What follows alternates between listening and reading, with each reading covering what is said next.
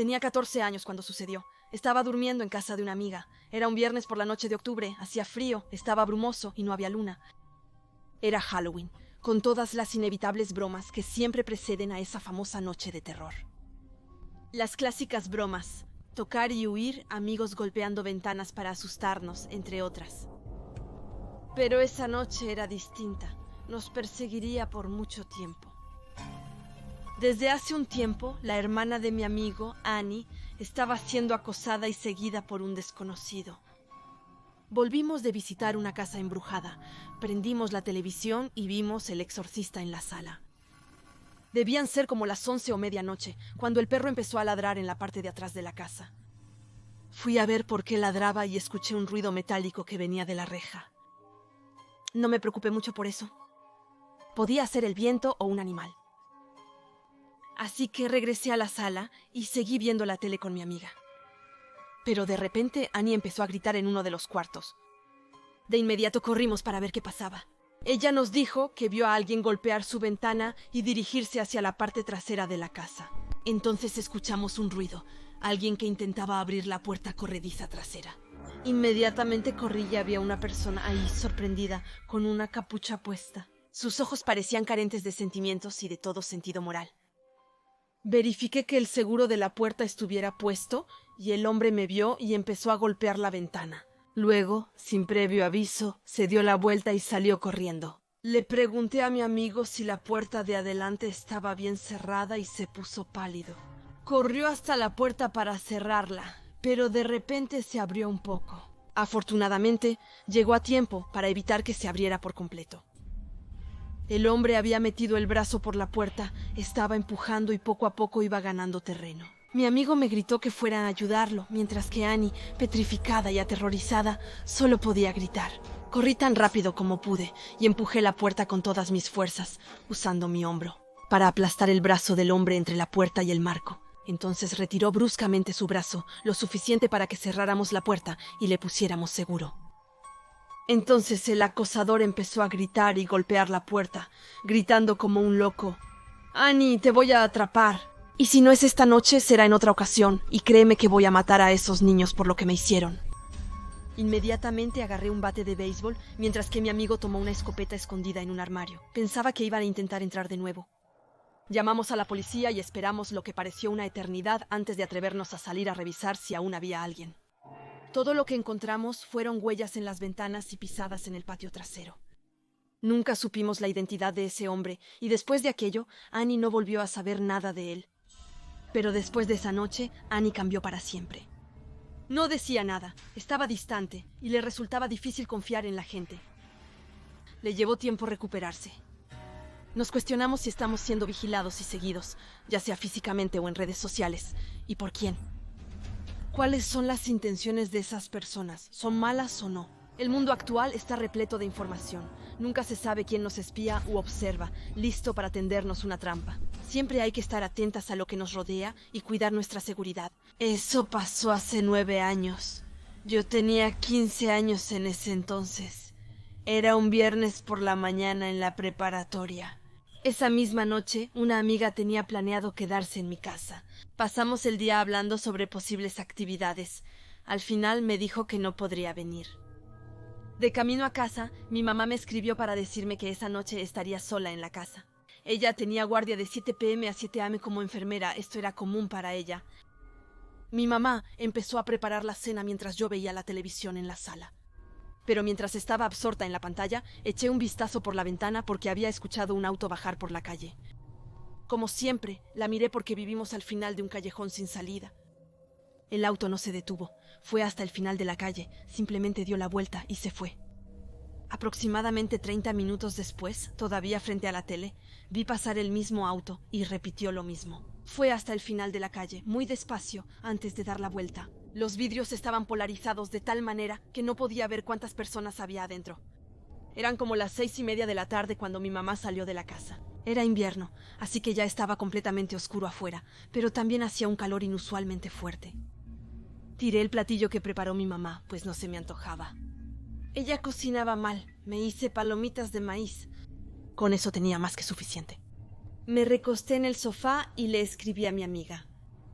Empezaba a hacer calor, incluso adentro, así que abrí la ventana detrás del sofá.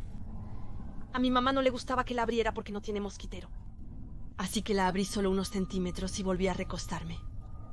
Unos minutos después, alguien llamó a la puerta. Me levanté y escuché a 3 personas hablando. Por suerte tenía la ventana abierta. No creo que se hayan percatado, ya que susurraban como si no quisieran ser oídos. Entonces abrí la puerta y esperaba ver a varias personas, pero para mi gran sorpresa, el tipo estaba solo.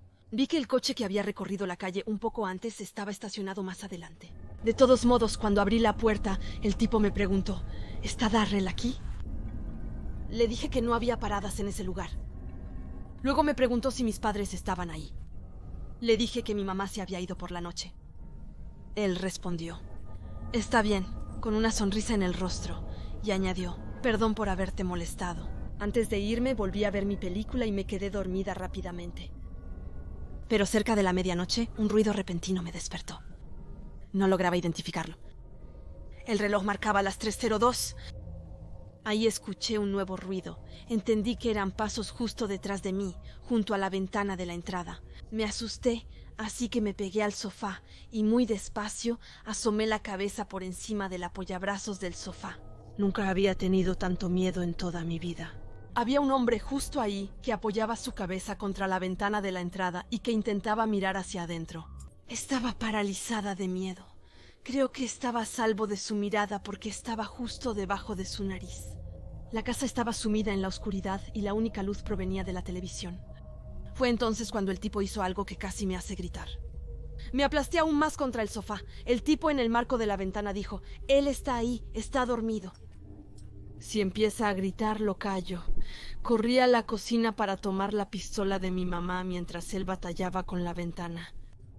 Y mientras corría, llamé a la policía y puse el altavoz. Les expliqué la situación y me apresuré hacia la ventana. Para apuntarle mi pistola al tipo, le dije que la policía venía en camino y que no dudaría en disparar. El tipo ya estaba medio adentro cuando le apunté con la pistola.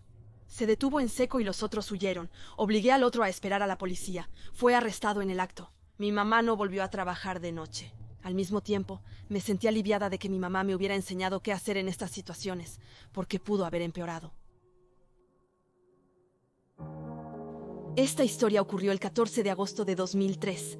A mis 14 años, vivía en una calle llena de chicos de mi edad. Con frecuencia dormíamos en las casas de las otras y entrenábamos mucho juntas. Éramos cerca de 10 amigas de la misma edad.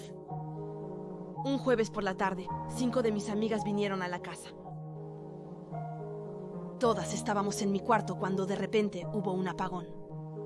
Inmediatamente le avisé a mi papá gritando por la ventana porque él estaba cortando el pasto. Fui a revisar los fusibles, pero la luz no había regresado.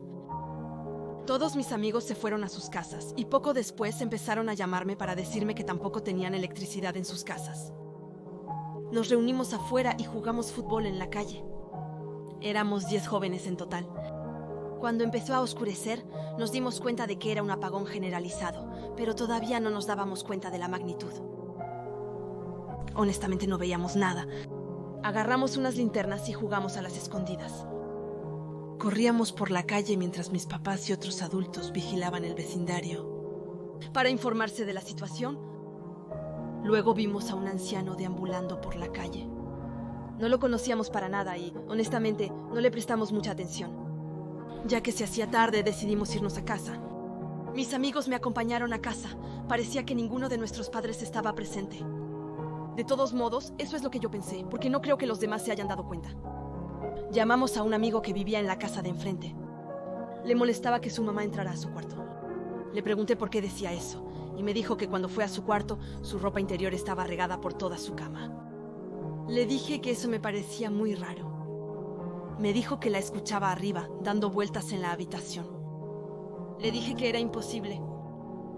Nos levantamos con mis amigos y miramos por la ventana hacia la habitación al otro lado de la calle. Le pregunté si todavía escuchaba los pasos, a lo que respondió que sí. Fue entonces cuando vimos a alguien pasar frente a la ventana. Era el mismo tipo que habíamos visto antes. Sentí que mi sangre se congelaba. Le dije que esa no era su mamá y que debía irse de ahí de inmediato. Llamamos a nuestros otros amigos, cruzamos corriendo la calle y entramos a la casa. Noqueamos al sujeto y contactamos a las autoridades. Descubrimos que ya lo habían arrestado antes por hechos similares. Por suerte lo vimos a tiempo, si no, quién sabe qué hubiera pasado.